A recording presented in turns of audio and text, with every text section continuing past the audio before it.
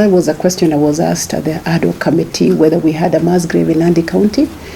And I will say that during a disaster or during an epidemic, should there be any mass casualties, every government should be ready to be able to dispose of their citizens in a very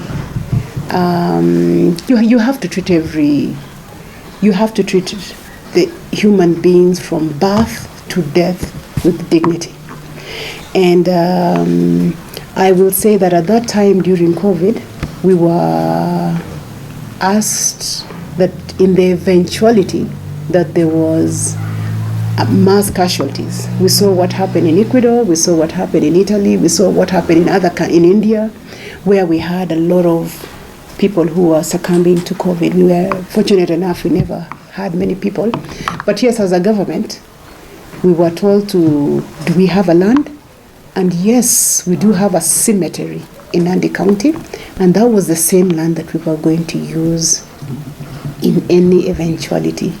And yes, sometimes we do have unclaimed bodies where we go to court, and that is where we bury the unclaimed bodies. So as Nandi County, we already had a cemetery.